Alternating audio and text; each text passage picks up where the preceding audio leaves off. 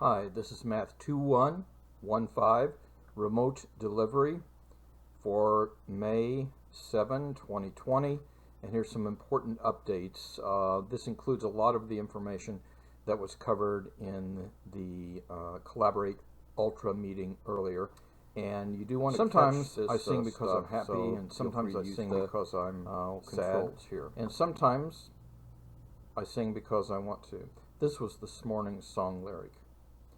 When the night has been too lonely, and the road has been too long, and you think that love is only for the lucky and the strong, just remember, in the winter, far beneath the bitter snows, lies the seed that with the sun's love in the spring becomes the rose. Hang in there, we can do this. My advice to each and every one of you is to finish strong. All right, harvesting continues. I am working through the emails, and so that's an ongoing process. I do think it is useful for you to do some reviewing of Quiz 2 material, so I'm planning a video going over the key. And for your information only, not to affect your grades, I will tell you how you really did. So that's some work that's on my plate to look into now. It was requested during the Collaborate meeting that I upload Quiz 1, and so I'm going to do that as well.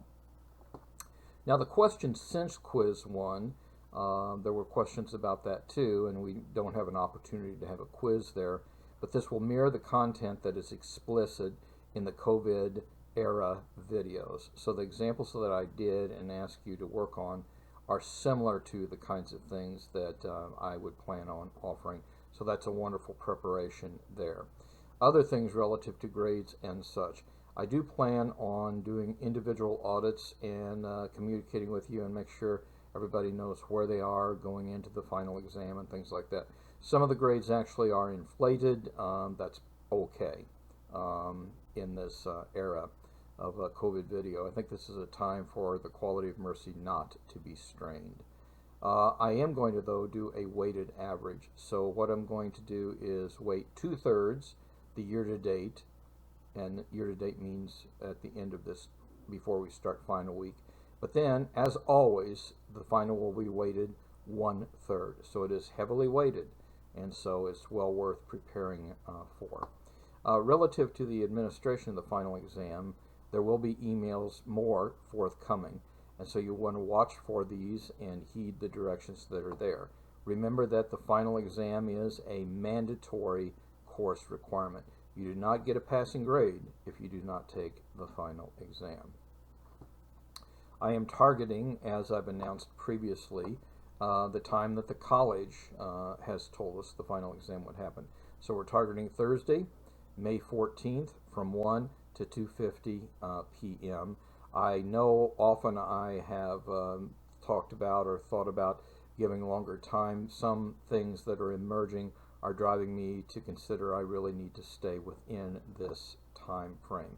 So the administration process, it's supposed to say process, is evolving. There will be technology involved. I do have a proctoring scenarios. In fact, I have 2 of them that I'm working on. There will be time limits, and so my plan is to ask you to choose 10 problems, exactly 10 problems of the 15 offered to be graded, and that would give you about 11 minutes per problem. I know I've been, generous up here. There will be less forgiveness on the final, so prepare well and stay tuned for these updates and pay attention to what they say. Okay, this is a statement of scope. This is taken from the syllabus objectives, and I think we really did a good job of covering these objectives. I'm going to tell you that it's going to be light on designing finite state machines for given conditions, although there will be some circuit problems, I expect, and there won't be induction proofs. And I was looking here, and it really didn't say pigeonhole principle, but that's kind of a big deal that's worth adding here. Continuing with the scope, we have a thing called Topical Outline. And again, I think we did a pretty good job of covering these, and you can see that trees and graphs and so on and so forth play a significant role in here, many different kinds of problems. to look at. And in addition to this, we covered recursive formulas for sequences and solutions of second order homogeneous linear recursion formulas. And so that's something explicit. And the fact that I added it here might make you think, oh, and we'll probably need to be able to do that. I also added conversions between binary, hexadecimal, and decimal numbers, and modular arithmetic, and this was supposed to say encryption. So that was there. Other considerations. The nature of this is I am going to be light on the proofs, and it's not going to be multiple choice, but it is going to be long on, short answer. You might be counting something, how many ways can something occur, so on and so forth, and things that are short answer again. Envision having to submit both work on PDFs, that's the work you do during the proctored session, and an answer sheet immediately into Blackboard. And there may be, I'm not sure, but there may be a useful dry run to assess procedural readiness. You'll know what you're being asked to do anyway, and maybe doing a dry run is helpful. So stay tuned.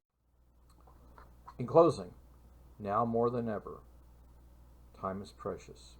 Each day must count. Do the math. It will make you strong. And now more than ever, take care of yourself and of each other. God bless.